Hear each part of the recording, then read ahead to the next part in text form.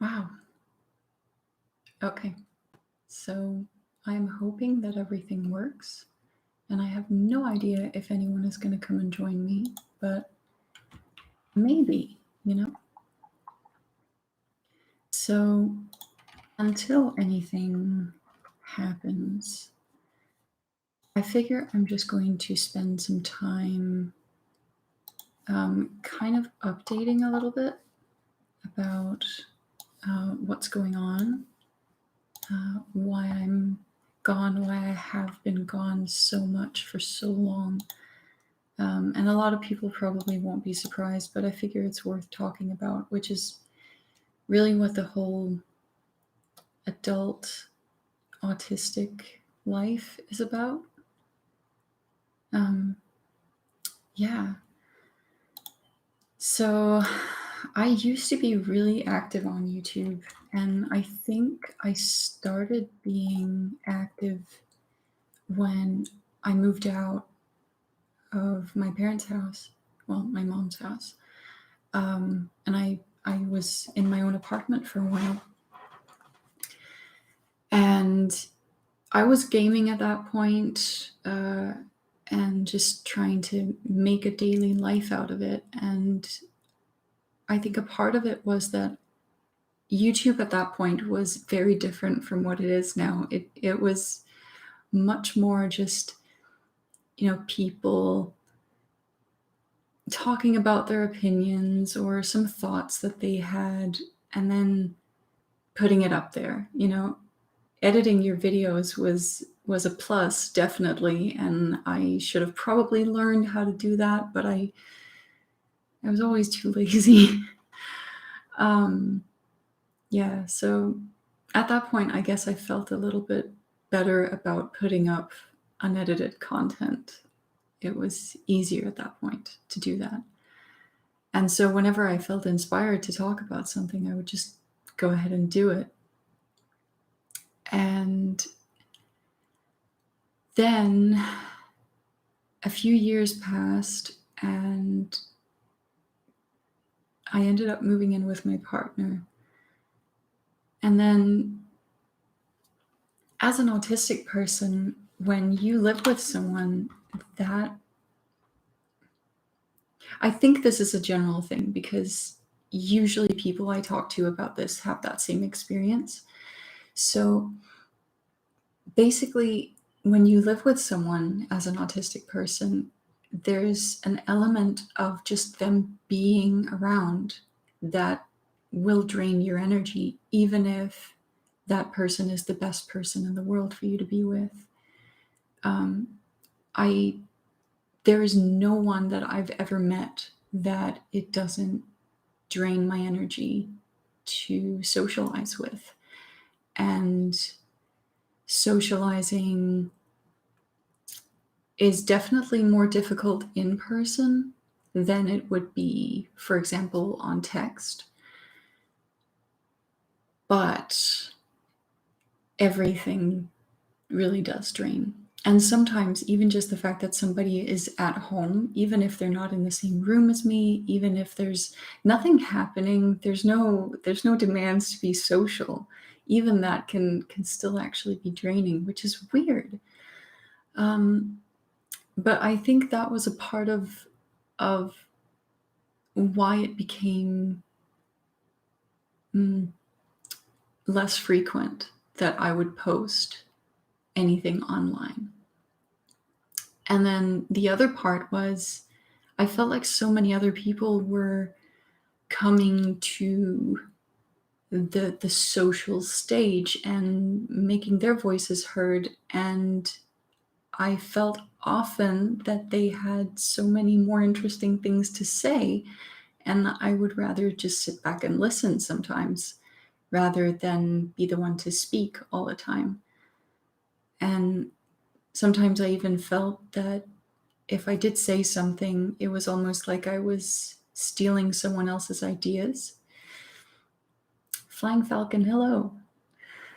So I can see that a couple of people have started joining, and I'm really happy to see y'all. So, Juan, hi, do you think that draining has more to do with autism or introversion? Gosh, that I don't know, actually. I I consider myself in many ways actually pretty introverted and extroverted. There's a new word for that. I can't remember what it is. But like I'm a socially motivated autistic person. I'm not someone who will withdraw from social activity. It just does drain me anyway. Um, I think it could be a bit of both. I think it's different things that drain. Ambivert, yes, that's the word. Thank you. I think it's different things that will drain for an autistic person versus an introvert. And I do think those two words still do need to be kept separate. I don't think it's the same thing, not at all. Not all introverts are autistic, and not all autistic people are introverts.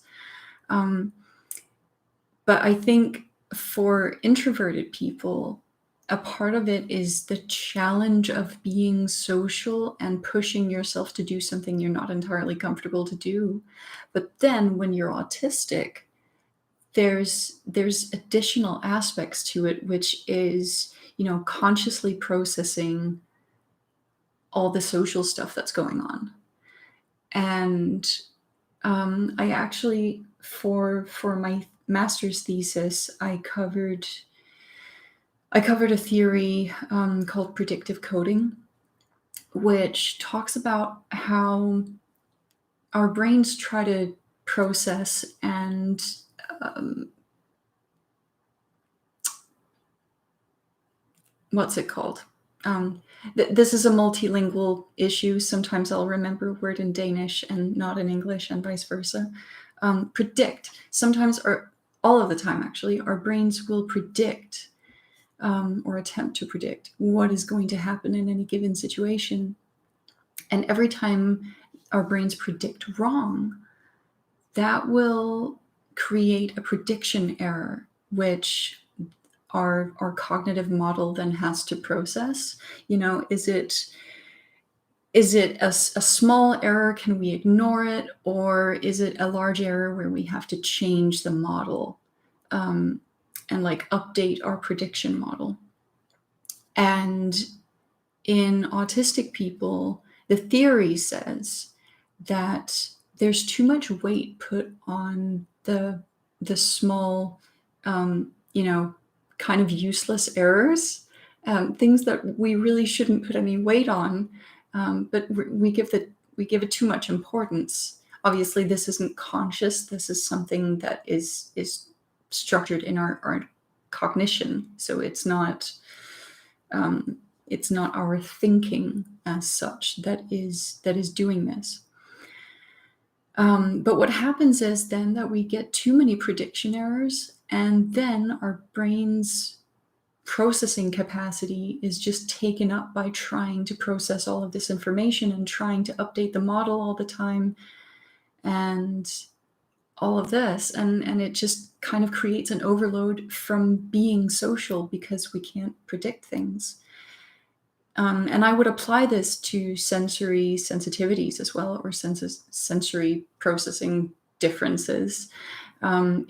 I think that's also in that same sort of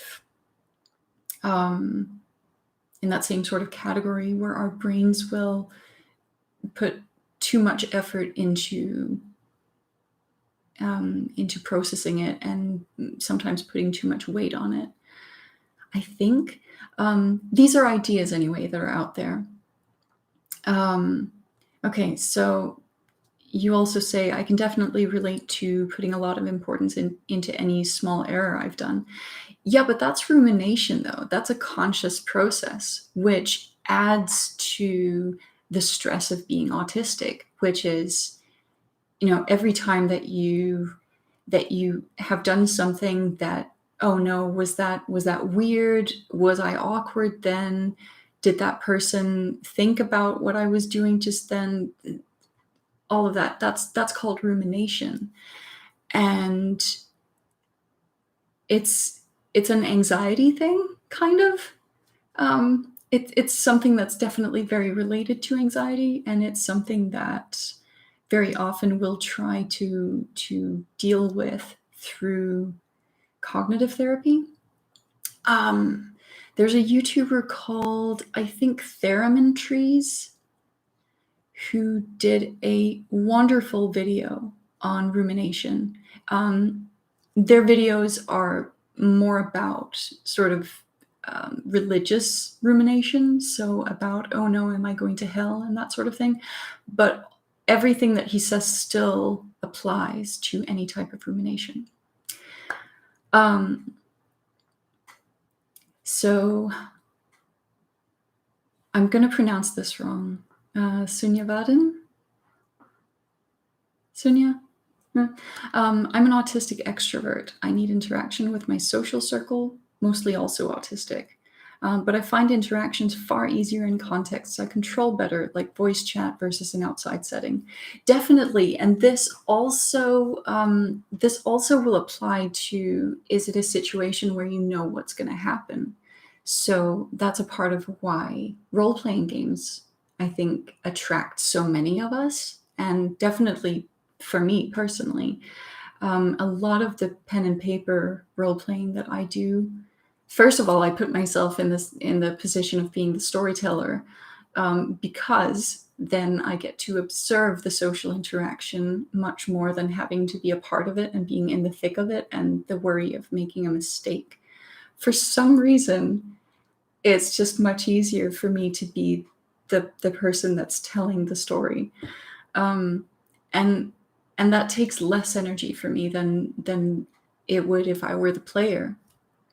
So yeah, definitely controlling the social context helps a lot. All right, so Robo Wilbur, is it true that the term Aspergers is not medically used anymore? And do you think it does a disservice to those of us on a high functioning scale? There's a big difference between high function and low. There's a lot of things in that. Okay, so the first thing is that we actually have two diagnostic systems. We have the DSM system, which is currently on the DSM-5. That is the system that is used in America. I think it's maybe used in the UK as well, but I'm not sure. But it's definitely used in most research.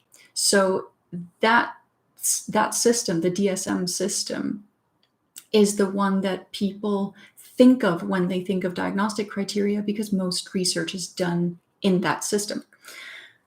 All right, the DSM is used in the UK. Good. Okay, so it'll be primarily English-speaking countries that use the DSM. And so, yes, in the DSM-5, Asperger's has been removed as a separate diagnosis. It's been included in the diagnosis autism spectrum disorder, and then support levels are put in terms of levels. So it's level 1, 2, 3, and Asperger's would be level 1. So that would be how complex are your support needs, I guess, or how high, how critical, whatever word you want to use. A lot of autistic people online, at least, are taking to using complex support needs now rather than high and low functioning. So that's been a change in terminology that we use. That's a whole topic on its own. So I'll get back to the main thing. So Asperger's is sort of included in autism spectrum disorder. It doesn't have a name on its own anymore. Then there is the ICD system, which is the international system. It is used in most countries around the world, but it's not used in a lot of research. Now, the ICD is, I think, currently on 10, and we have been promised that ICD 11 is coming for many years. Like 5 or 6 years, we've been promised that that ICD 11 is right around the corner. It's coming, you guys, but it just hasn't shown up. So they're still working on that. Now, in ICD-10, which is the current system, Asperger's is still a separate diagnosis. So in most countries around the world, if you go for it's really, really old. Yes, I definitely agree. ICD is so old. But it means that in most countries, if you're going for a diagnostic assessment, you will still be getting Asperger's, infantile autism, all of these things. So that the old diagnoses are still used in most countries. However, we do know that in ICD-11, they're going to do the same thing that DSM-5 does and just put it all into autism spectrum disorder. We don't know exactly how they're going to structure that, but that's the general idea, that they're going to do that. Is it a disservice? Gosh, I don't think so. I think there's great value in recognizing that it is a spectrum, and that autism is just autism. It's one of the reasons that I've stopped talking about myself as an Aspie. I don't have any hatred towards the word. I'm not distancing myself from it as such. It's just that I'm embracing the terminology autistic, because I don't actually think that we're that different. You said that there's a big difference between high functioning and low functioning, and in some ways, yes, but that's very often either an IQ difference, which again is a whole topic on its own. IQ is a very, very weird thing to measure. Then there's motor control differences, and the level of sensory sensitivities and such. But I also think that it's a misnomer to say that because you have Asperger's rather than infantile autism, that means you're high functioning necessarily. Because, and here comes the interesting part, a lot of people who are diagnosed with Asperger's, they're more likely, as far as I know, to also be diagnosed with anxiety and depression. And so when you say high or low functioning, I'm thinking, how complex are your support needs, but also which difficulties do you have that sort of come along with your autism? And I think for many people with Asperger's, with that diagnosis from the ICD-10 or from DSM-4, there is perhaps an increased recognition of being different and of the hurt that can come along with it.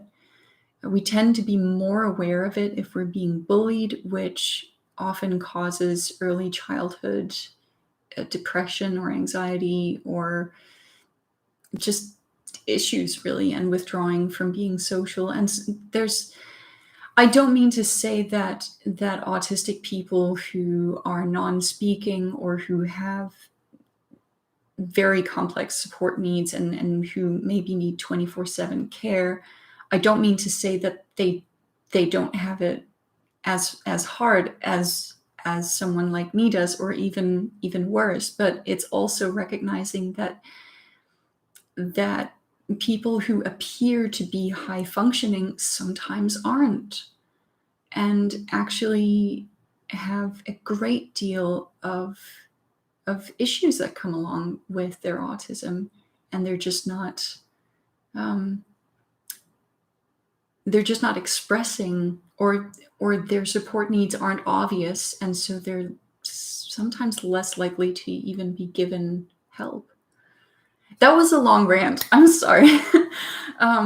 Yeah, the whole Asperger's versus ASD, and how do we even talk about autism, and how do we, are we supposed to differentiate between groups? It's a huge issue for me. Um, Also, welcome to everyone that's come in um, while I've been ranting. Um, oh, good. I'm glad that my positioning works. Um, okay, so I'll see if there's anything new questions. I'm starting to already not being able to keep up with the chat, so I'm just reading now because reading and talking at the same time is not.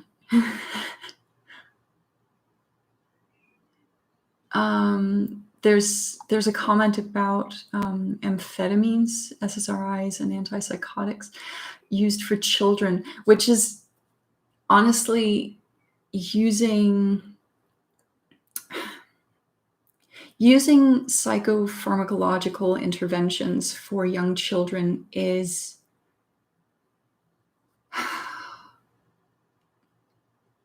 it's an issue that I think we need to, as a global society, really start thinking about. Because psychiatry is seen more as a valid scientific approach, because they're doctors who know about drugs that alter your mind. That's very simplified, but that's effectively what it is. So it's it's the natural sciences. So that's often seen as more valid, which means that very often we consider giving medication before we consider therapy, or behavioral interventions, which again is its own bag. Yeah. So the problem for me isn't that medication shouldn't be given, because I think it should in some cases. I think that very often medication shouldn't be on its own. And I think especially when we're giving it to children whose brains are still developing, we don't actually know what the consequences are for the developing brain when we start giving it drugs. If you start giving a 7-year-old psychopharmacological medication, that can have potentially, we don't know, a really, really large impact on the developing brain. However, when the brain is finished doing its thing, around your mid-20s, then I think it's much safer to use medication. So I'm not against medication. I'm hesitant that it's probably given more often than it should be, especially in countries where the medical industry is, or where the doctors who are prescribing it make commissions off of prescribing medication. I think that is a definite issue. I live in a country where doctors and psychiatrists do not make commission, so it doesn't matter what they prescribe, at least to my knowledge. And if there is any difference, then it's going to be very, very minor. Most of them are publicly employed, which means they're on a public salary. And so I live in a country where this isn't as big of an issue as it probably is in America. I should say the USA, because America is more countries. But yes, the opioid crisis has definitely been exacerbated by this. So, yeah. Hi to everyone that's coming in. Welcome. I'm just an autistic psychologist ranting a little bit about this and that and whatever you want to talk about. So, yeah. I don't know. Is there anyone here who doesn't know anything about me? I should probably introduce myself. Yes, I'm in Denmark. Um, my name is Maya Todale. I was diagnosed with Asperger's syndrome when I was 16. And I was diagnosed with an attention disorder and anxiety and depression when I was 18 or 19. I'm not actually sure. But I didn't realize that my attention disorder was actually ADD until I was 31. So that was interesting. So I actually have gone through most of my education, including university studies, without having medication for my attention disorder, which was an interesting shift, I have to say. So yeah, and yeah, now I'm done with studies. I'm a psychologist now. I'm working part-time for now as an autistic psychologist with Psychological Resource Center in Denmark. And it's really awesome. I'm finally getting to do what I want to do, which is being able to actually talk to parents of autistic people and young autistic people and hopefully help some people. I'm doing my best anyway. That's what we're all doing. Some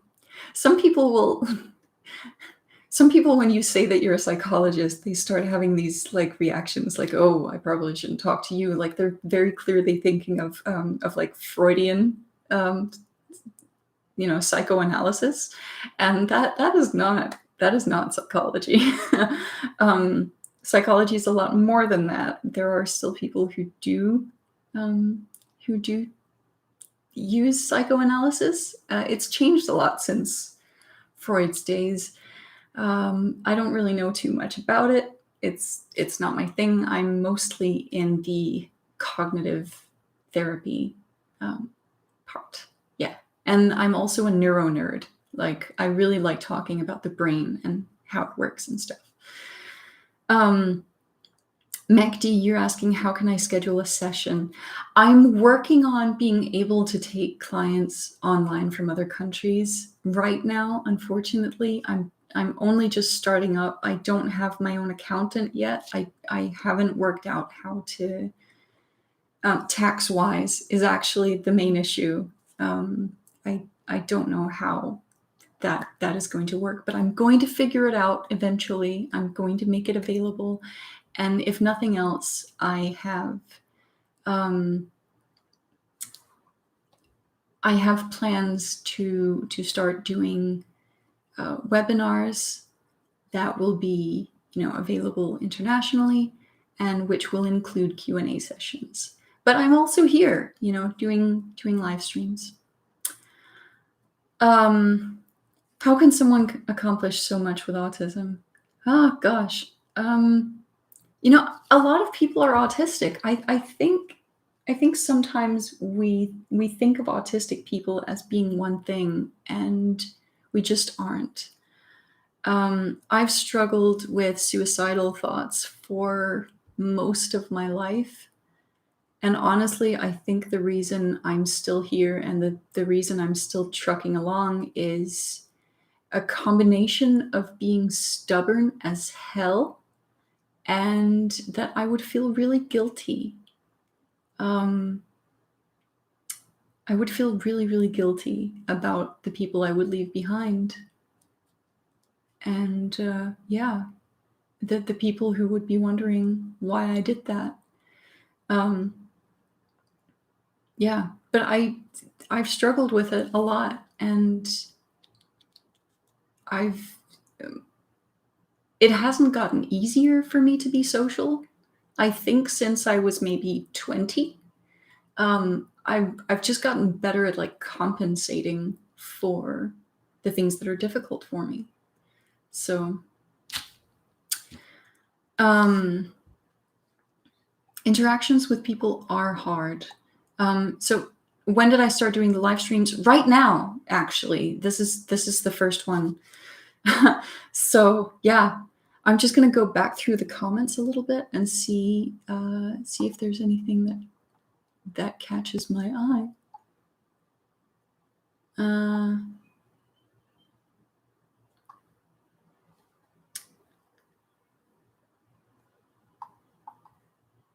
there's definitely a lot of difference in how it is to live with autism depending on the country you're in. Like, the accessibility of support is so different depending on your country. And oh my gosh, I this sounds like a very prideful thing to say, I think, or maybe, I don't know, national pride, something. Sometimes I wish that other countries would actually look towards the health model that we have in Denmark.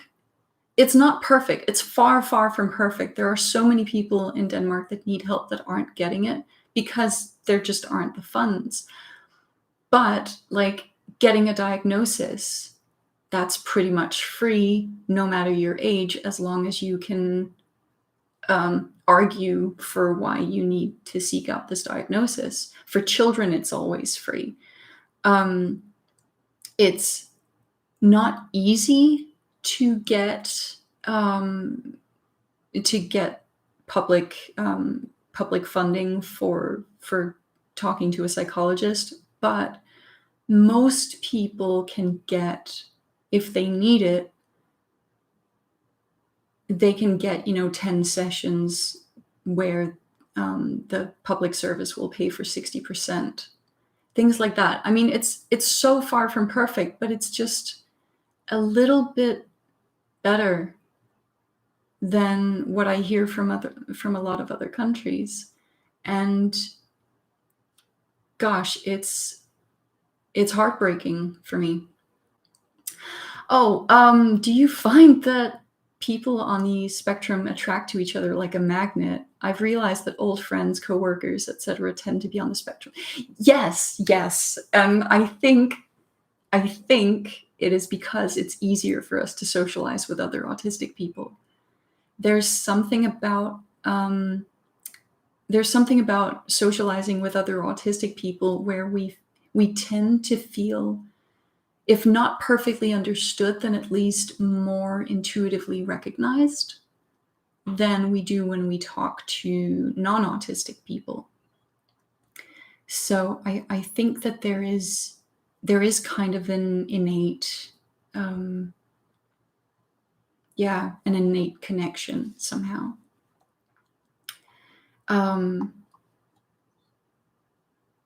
Yeah.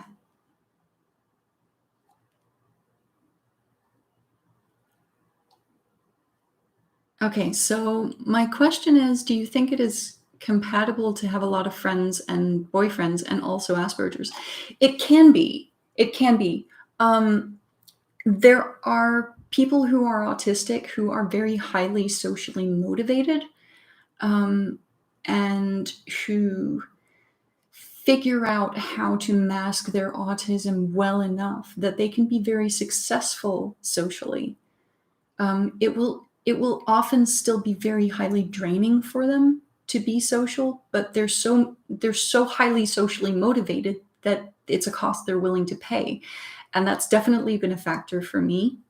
I am a person who wants to talk to a lot of people, and I I was very motivated as a teenager, I guess, to get a boyfriend, and I think that I was privileged in that way because um, I was around nerds who thought that it was really awesome to have a girl nerd around. So it was probably easy for me to make social connections in that way. And once I found the role playing community, it's like I found my people. I found my nerds. I'm at home, and so that's been for me at least a way into being very social. Um, But I do see other autistic people, and they're mostly girls, and I do hate gendering people, or gendering autism in that way, because I don't think that there is necessarily a girl profile and a boy profile, but I do most often see girls mask their way through social interaction and being successful in that. Um, when it comes to boyfriends, uh, I do think sometimes that women are privileged in finding romantic connections. Autistic females tend to not be super successful or be very vulnerable to people who take advantage of them. Um, and I think especially as teenagers, we can be very vulnerable to people who want to take advantage physically and not know how to say no, or um, not be aware that it's okay, or to compromise with our own boundaries because we can be so highly socially motivated that we're willing to compromise ourselves in order to feel accepted. And so I think that is something that we also have to recognize, is that even though you can seem to be very socially successful, you can be very vulnerable to people who are more socially intelligent, socially suave than you. Um, I did have my share of experiences with that as well. You know, friends in my teen years who would take advantage of the fact that I was so desperate to feel accepted that I would pay for movie tickets or going to cafes. Like I would be the one to pay in order for people to hang out with me. And there were definitely people who took advantage of that to the tune of a lot of money. And as an adult, I look back and I wonder what how things might have been if I hadn't done that. I would have probably had even fewer friends, but maybe I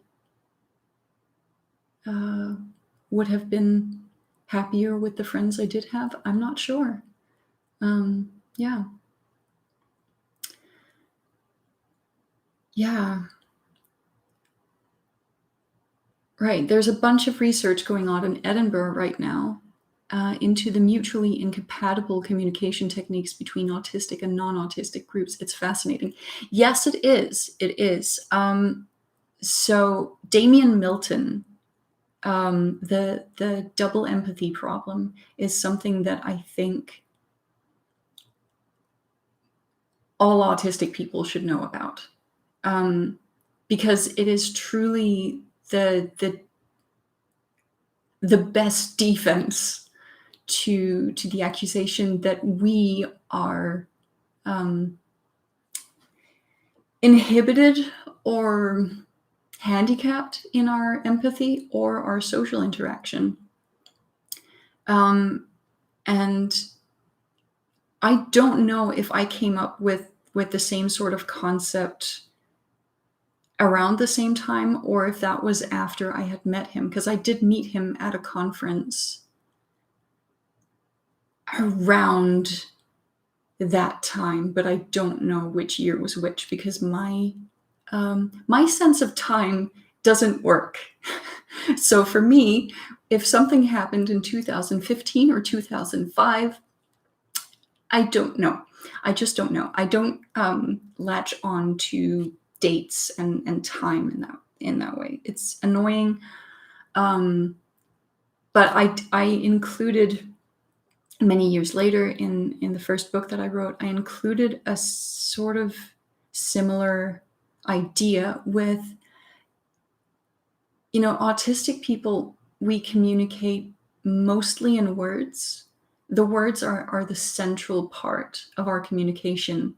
I've taught myself to use vocal intonation and gesturing quite a lot because I speak to neurotypical parents a lot, non-autistic or allistic parents, and audiences in general. And so I've taught myself a lot to communicate in a non-autistic way. But that's masking. That is mimicking,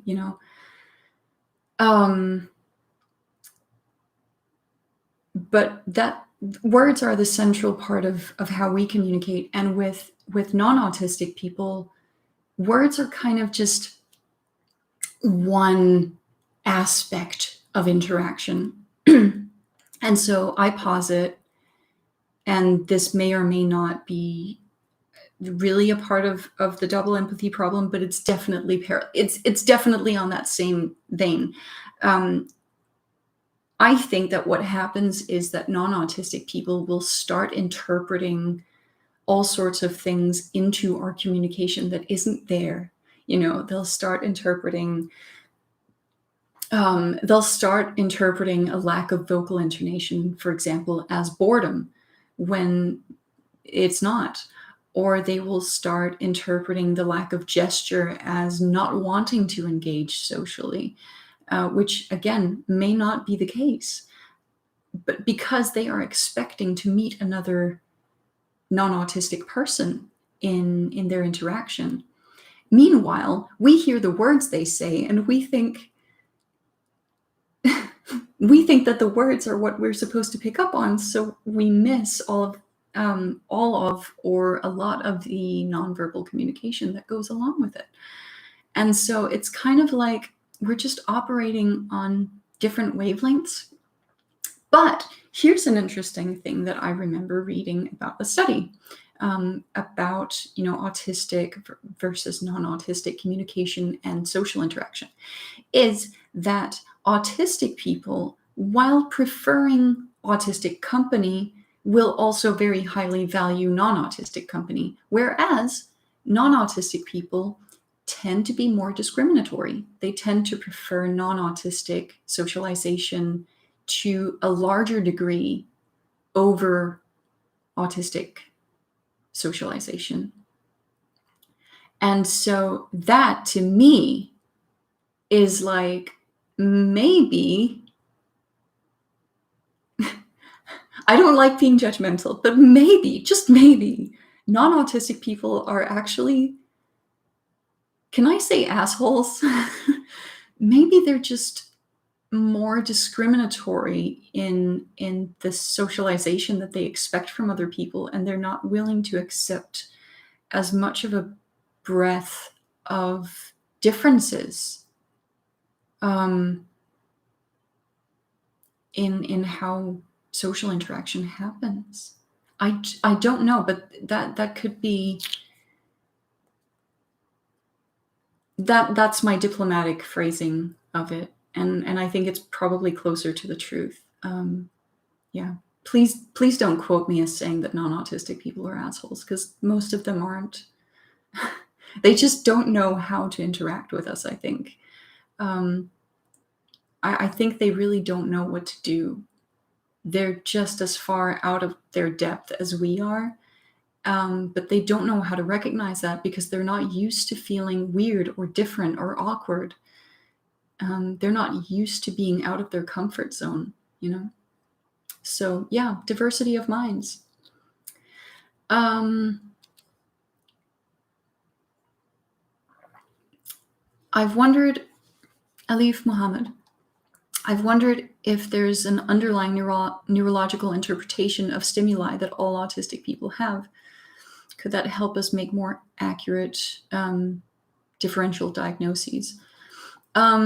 It's possible, but at this point, brains are so individual, and the overlap still between autistic and non-autistic brains is so vast that actually finding out what would be the differences. It's like trying to find out what are the gender differences between men and women and their brains. Like, the overlap is, the Venn diagram might as well be a circle. We can't differentiate well enough, because the overlap between the curves, numerical, what's that called? The curve where you have the normality. Again, sometimes I will remember a word in Danish and forget it in English, and vice versa. I'm so sorry about that. But I think it's a really interesting question, and I do think that it would be cool if we were, yes, bell curve. Thank you. Yay. I think it would be really interesting if we were able to do that. But at this point, we just can't yet. It would be,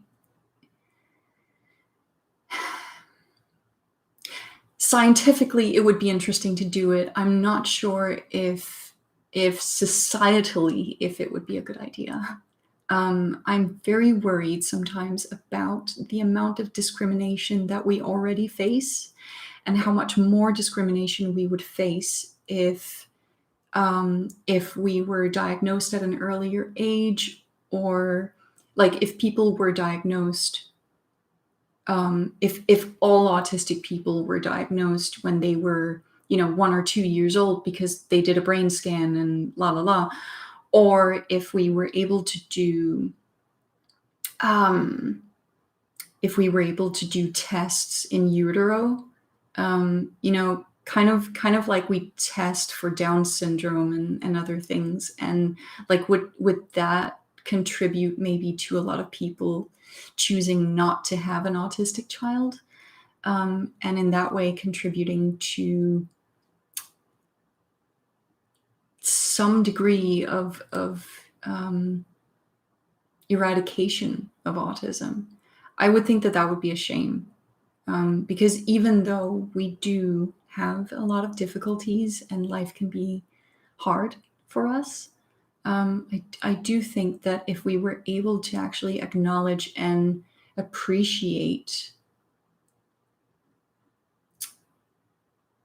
the neurological differences and the strengths and challenges that come along with any type of neurology, in the vein of neurodiversity, if we were able to acknowledge and accept and appreciate brains for their differences, I think that we could contribute possibly with a lot more. Yeah. I do think it's possible that neurotypicals take friendship for granted.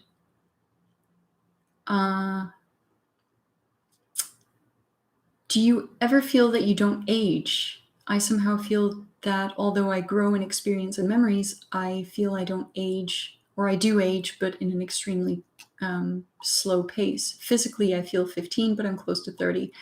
Right. So mentally, I get that. I sometimes don't feel that I've really gotten that old, but I think it's also in part that when I was 15 or 18, I had so much of an easier time. Even when I was 10, I had an easier time speaking to adults. And so when I did hit, 25 and 30, not much really changed.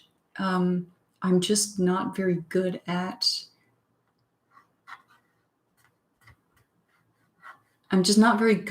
relating to teenagers, I think. But then again, it's not that I find it, I don't know.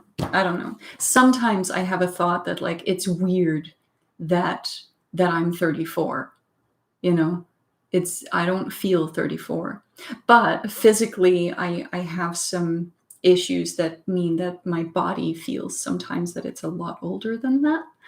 So I don't know. Um, right. So somebody asks if, let me just find it again, about if sensory sensitivities are inherently, is sensory oversensitivity always indicative of autism? No, it isn't. People can have sensory sensitivities, sensory processing differences, all of that. They can have that without being autistic. And not all autistic people have sensory sensitivities, or at least are not aware of um, their sensory sensitivities. So that's, yeah. Um,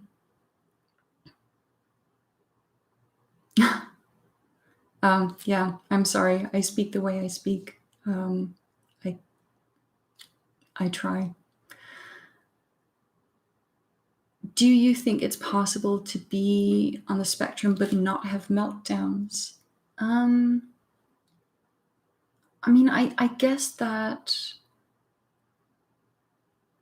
depends on how you really interpret meltdowns. Um, so we often differentiate between meltdowns and shutdowns. I think most or all autistic people are overloaded most of the time. And I think then the reaction to being overloaded can be either to blow up, um, to simplify it, which would be a meltdown, or to implode, which would be a shutdown. But it can also just be withdrawal, complete withdrawal. And that is actually central to autism, because that what autism means is being in your own world. And so withdrawing from social interaction, or from going out in the world, or um, like just kind of having your own little world, um, that's something that most or all autistic people do to some extent, to a larger degree that non-autistic people would.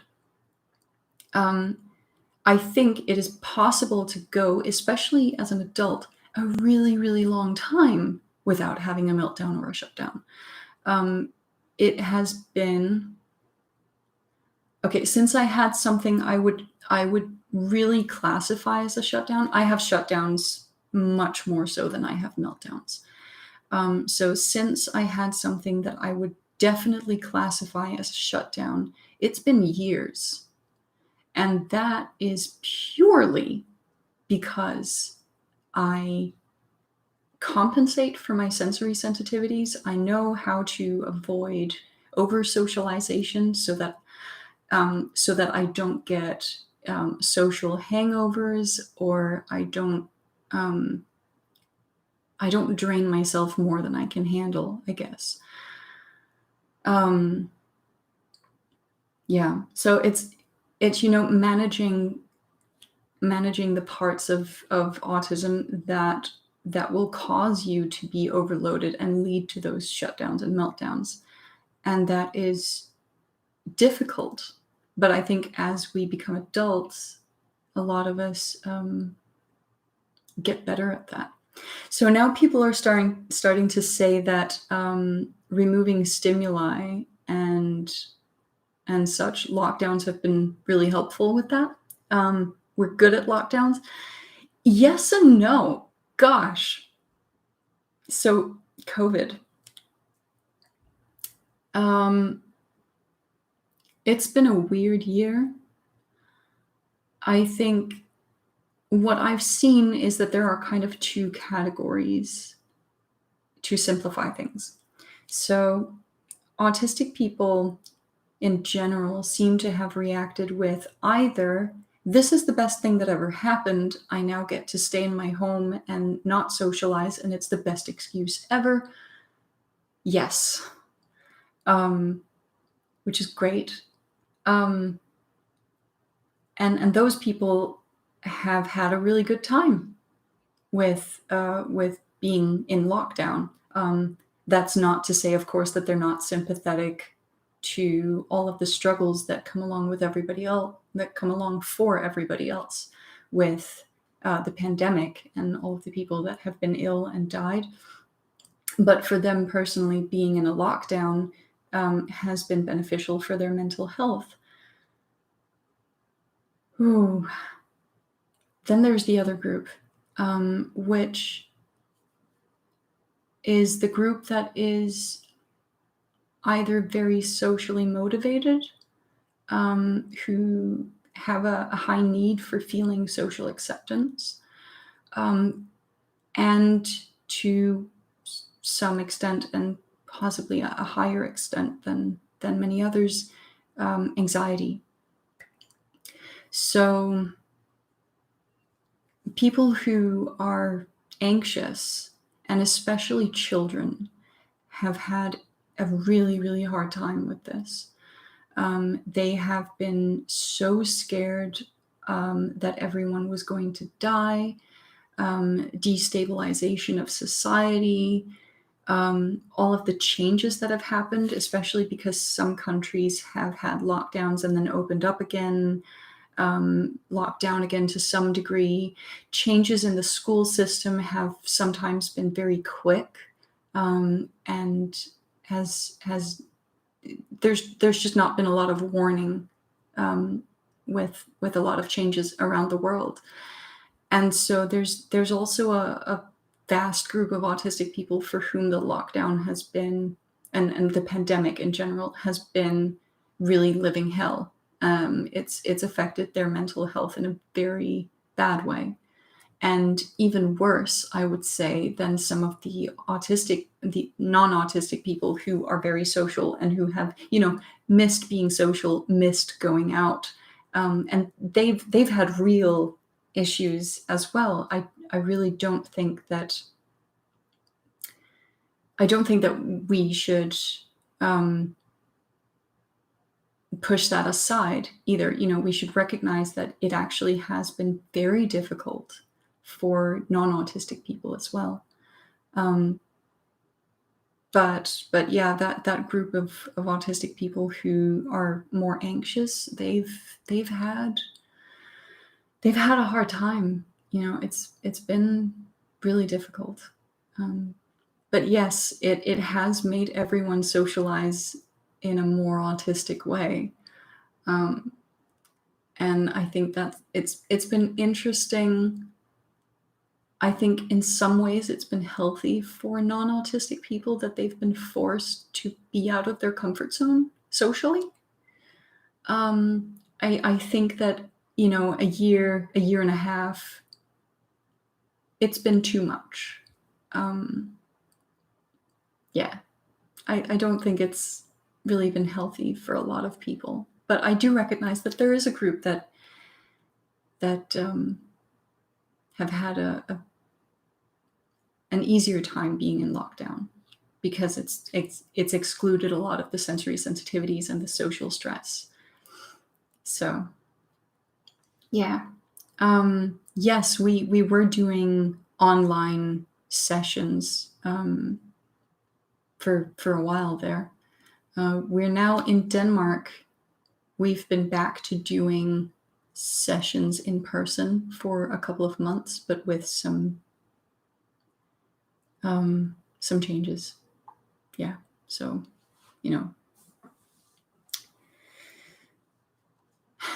everything has to be very clean, which is kind of nice.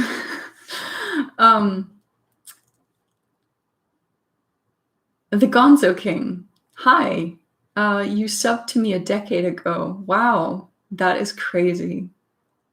That is so crazy. Yeah, I've been on YouTube for such a long time, but I've been completely inactive for so long, and I'm sorry.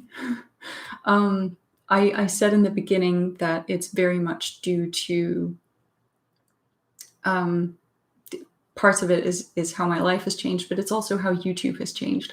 Honestly, a lot of the people I watch on YouTube now, their content is so clean. Like, it's so it's so professionally edited and shot, and the sound quality and everything. It's like I feel ashamed sometimes to put something out because, like, I'm just a person talking to a camera. I don't know how to do anything, and I don't have the energy to edit. It's crazy. But yeah, it's also been a crazy time. But yes, I'm now a psychologist. I'm now working part-time. Yeah, it's crazy. It's been a wild ride. For me, a lot of it has been education. It's been just studies with no end in sight. And being now on the other side of it is just so weird. I've only been working for a couple of months so far. I'm affiliated with a group of psychologists in Denmark who work specialized with autism and ADD, ADHD, and of course the diagnosis that we see very often associated with autism. Yes, then there's questions about my old videos. Why did I delete them? I didn't delete them. I made them private. And am I gonna make them public again? I hope so. I now have I've got 2 weeks off soon, and I'm hoping that I have time then, and energy, most importantly, to start going through some of my old videos. And I'm thinking to either add a disclaimer that a lot of these videos, they were recorded a very long time ago when I was just, a teenager or a young woman with Asperger's syndrome, and I had no education. I was just expressing myself. And to just say that these aren't my professional opinions necessarily, and that it's just a long time ago. I've evolved as a person. But the alternative is that if there are things that I say in my old videos that I don't agree with anymore, or that I would distance myself from, those would be deleted or maybe reshot. So, yeah, but I may be going for the option where I add a disclaimer, and then I'm just hoping that people would actually see it. But yes, it is a professional reason for making them all private. An advanced degree? No, I have a master's degree. So a master's degree is what is required in Denmark to be a psychologist, and it's going to take another 3 to 4 years probably for me to become authorized, which is it's a weird sort of thing, because I'm allowed to work as a psychologist. It's not a matter of are you allowed to do the work or not. It's a matter of when you get your authorization in Denmark, it's kind of a stamp of approval that you've had enough supervision and you've had enough hours clinically to say, you don't have to be supervised anymore. Which is a stupid thing, because I feel like no matter how long you've been a psychologist, you're always going to need a supervisor. You're always going to need, that professional back and forth with someone else. So, yeah. But that's going to take another 3 to 4 years. And then I'm thinking that's it. And yeah, I have had people. It is a long road, and it's not even that profitable, actually. I won't be making a lot of money because there's so many expenses related to being a psychologist.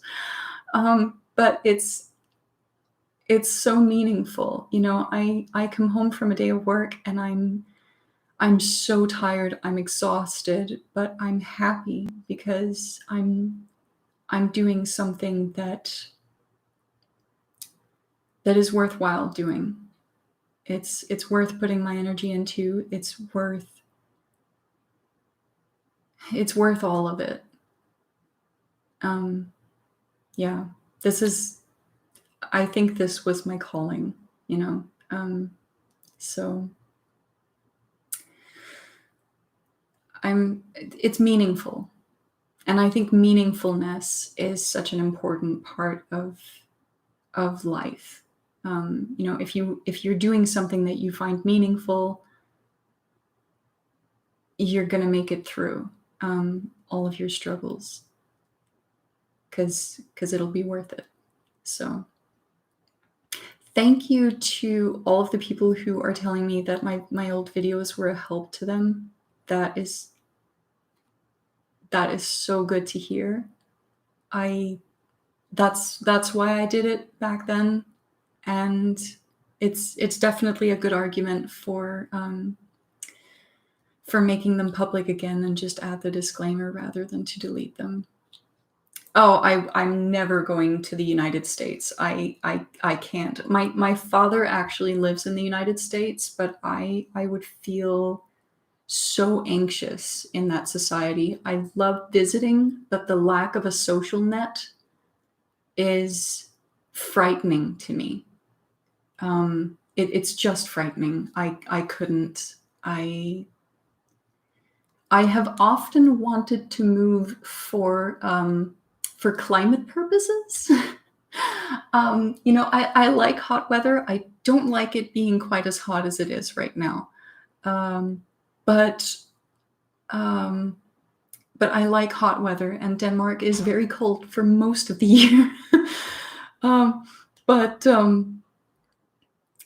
Yeah, I could never. I think the older I've gotten, the happier I am that I live in Denmark and that I'm a Danish citizen, and the social net and just the structure that we have in our society. Actually, right now it's only 24 degrees, but it's super humid, and I've had to close my window, and I have all the lights on. But I had to close the window because the neighbors are doing gardening, and so the sound from that would be disturbing. But it's been 30 degrees the last couple of days, and I woke up at 4 a.m. this morning because it was like, oh, I'm talking in Celsius, of course, because we use we use the metric system here. Celsius. It was 21 degrees Celsius when I woke up at 4 a.m. this morning, and that was not nice. I want it to be just a little bit cooler in the night. That would be nice. But it's because in the summertime in Denmark, the sun will be out until 10, 11 p.m. and then come back up, at 4 a.m. So it doesn't really have time to get cold ever, which is kind of crazy.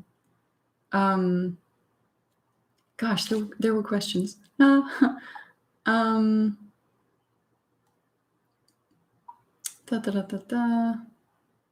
would love it in Hawaii. I would really love to visit Hawaii. I've never been there. I've been to Florida.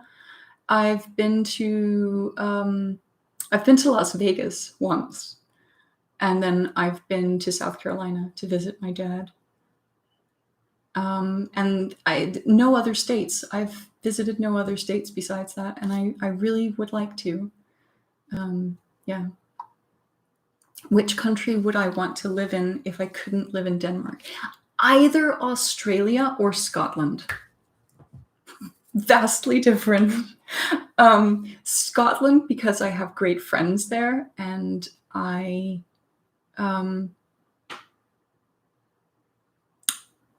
like their society quite a lot. I like their attitude. And it's weird because Scotland and Australia, as I visited them, have very much the same sort of attitude to people.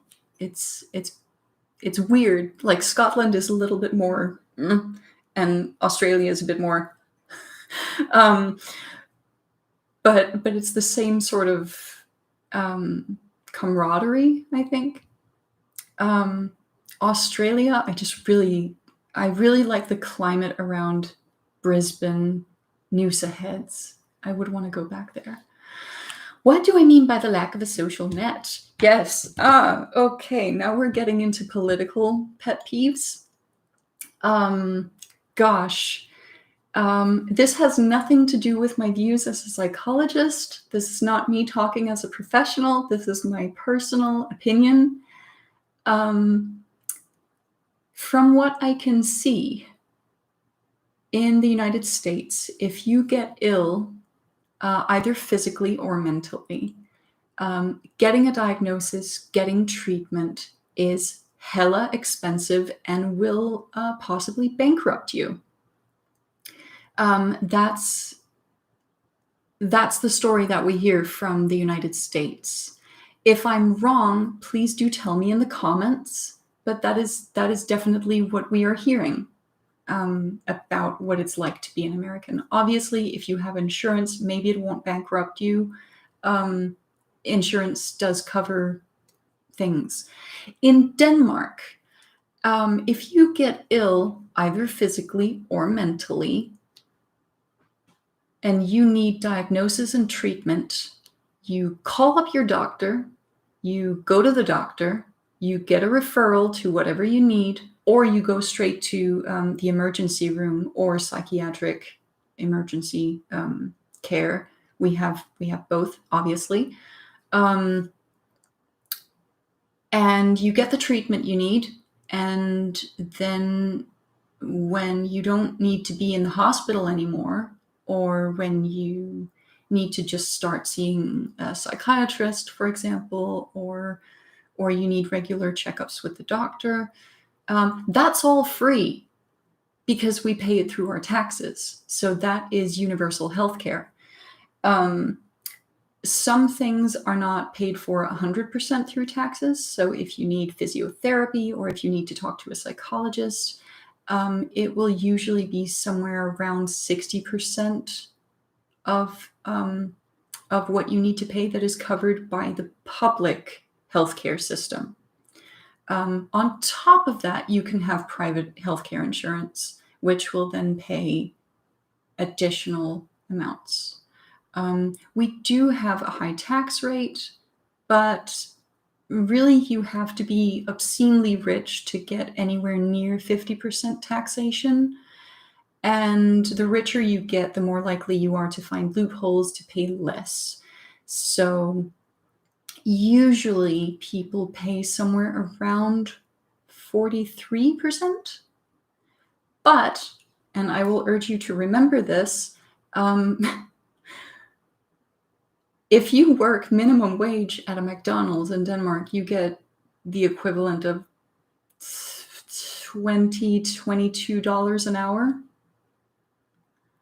Our salaries are high enough to actually offset the high taxation. It's very difficult in Denmark to go bankrupt or to become homeless because there's always a social net that will pick you up. We have paid maternity leave. We have paid vacation weeks, 3 to 5 weeks a year, depending on your job. And these are paid vacation days, so they're built into your job, and you can't get fired for just no reason whatsoever. Unless you are independent. So if you work for yourself, you have your own private company, obviously you will need to pay for your own vacation time. That's a choice that you've made by being independent, by having a private company. But there are laws in Denmark to make sure that people who are employed on salary, that they have paid vacation, paid maternity leave, paid paternity leave, I think is coming up as well. That it's been a thing. I'm not actually sure if it's been legalized yet. No, it's been, I think maybe at this point we have like 2 or 5 weeks or something for dads. So yeah, that it's just a quick sort of rant, really. But yes, we have high taxation, and yes, we have, other things that maybe other countries would perceive as impeding on our freedoms. I feel very free. It's very similar to Canada in many ways, but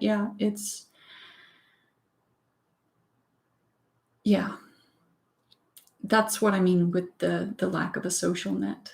It's yes, the difference between rich and poor. The rich people in Denmark still do pay lower taxes because they find loopholes. Yes, but the difference between rich and poor in Denmark is much smaller than it is in the United States. We do not have nearly like, in order to become obscenely rich in Denmark, you basically have to be the Mask family. That's yeah. What sort of leave do non-binary people receive? I don't know. I'm sorry. I don't know that. I'm not sure about medical cannabis either. And I did see that there was a question earlier about cannabis oil. Honestly, if it works for you, then it works for you. I'm not. I don't judge, but I also don't know enough because it's not something we use as much in Denmark. So I don't have experience with it in order to be able to say anything that would be a valid professional opinion. So,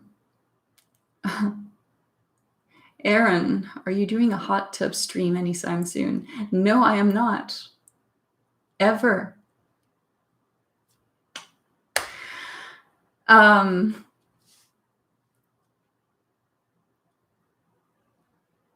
Yeah, we're expensive here, but that sounds like why you would make much more money here. But the free healthcare does sound nice. That social network does sound nice too. But 22 at McDonald's, wow. Yes, but that's, we have laws for minimum wage. As long as you are in a union, you are protected. Like, you will have a minimum wage that is around that per hour, and you will have your 3 to 5 weeks of paid vacation time per year, starting from the time you are employed. You don't have to earn it. You don't have to prove that you can do the job before you have your benefits. We also have employers have to pay into your pension when you're employed. Things like that. I'm not going to go into refugees and immigration. I don't feel comfortable talking about things like that here. How do you pronounce mask? Mask is the pronunciation. Yeah. So yeah, that's a lot. Does anyone have a last question? Because I have to get going soon because it's about dinner time here.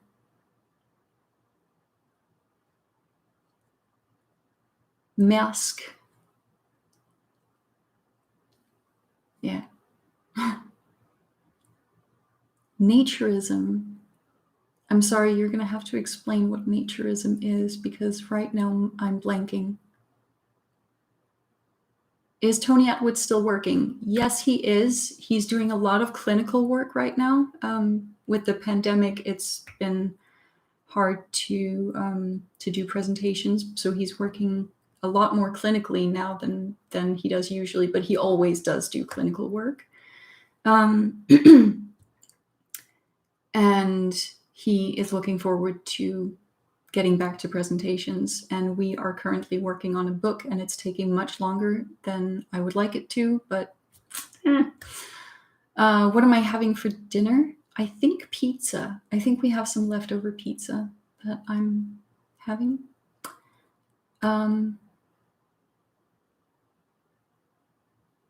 Do I have or want kids?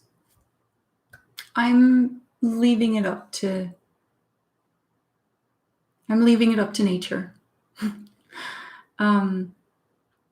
Naturism is where people live in the nude to feel closer to nature.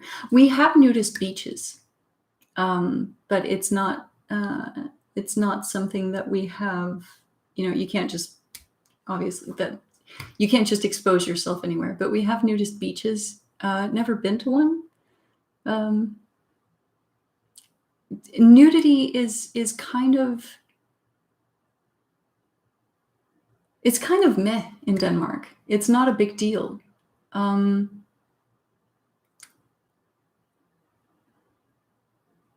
I think, I hate to use the word prudish, but we are not prudish around nudity. It's very common in comedies and such to see nudity in a humorous way. I wouldn't say that we have a lot of nudity, but like, if you're breastfeeding in public, you're just not going to have people get upset about that. It doesn't happen to the same degree that I can see in the media that it does in other places. So yeah. Do you have parents or relatives you suspect are on the spectrum? Yes. When it comes to genetic correlation, heritability, there is about a 70% heritability or genetic factor to autism. We know that from study of twins. What's it called? One-egged. That it has a term in English that is much prettier than that, but we know that from twin studies. So basically, there's that 70% heritability.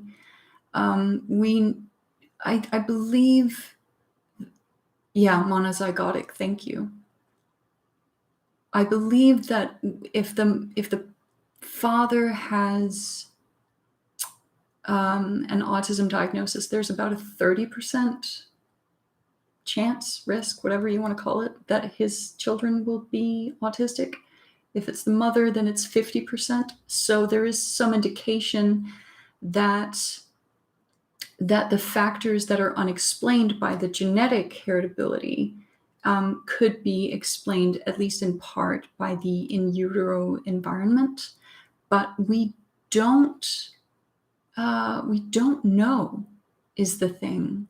And there are so many genes that have been identified as contributing to autism, so many mutations that we can't identify what makes people autistic. But there is definitely a genetic correlation, and I am very certain that I have family members who are autistic, but they're not diagnosed, so I'm not going to say who.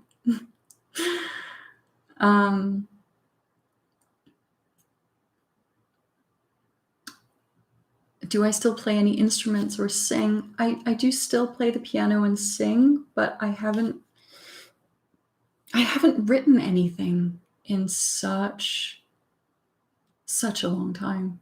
And I think it's partially just being busy, putting all of my energy into studies, and now into work. And then a part of it is that through my 20s and now my 30s as well, my mental health has improved so much. And music was therapeutic for me, and I don't need that therapy to the same extent anymore. So I listen to music much more now than I write it, but I do still play. Okay, I'm gonna handle some of the last questions here. I'm having trouble convincing my dad he's autistic. He just won't admit it. That is a big issue, especially with some of the older generations. It's very difficult to actually convince people that they might be autistic. People really do have to come to that realization themselves. And so what I would recommend is maybe if you can find literature, biographical literature about autism that isn't heavy on the words like autistic or autism, then it may be easier to talk about it, because he might recognize himself in some of that literature. But it's very difficult to convince someone that they're autistic if they're not. Our approach clinically for people who don't want to talk about autism is that we talk about just, well, who are you? What sorts of difficulties or challenges do you have? And then we just leave the word autism out. We don't need it, because it's just about who are you and what kind of support do you maybe need, or how can we compensate for some of your difficulties? Everybody has difficulties. That's normal. So, yeah. Okay.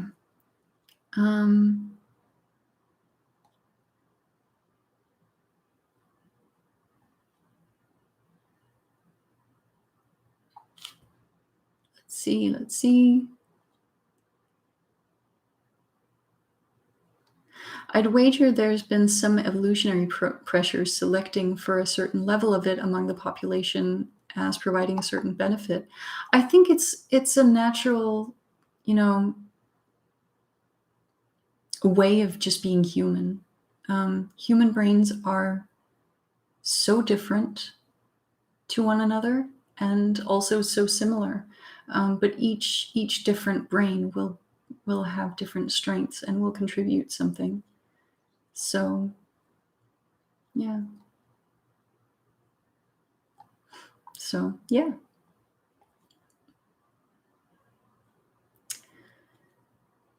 Yeah, I'm hoping now to do maybe monthly, maybe bi-monthly streams. It's really going to depend on my energy level because, quite frankly, I've become so conscious of taking care of myself so that I don't burn out, and I don't push myself to meltdowns.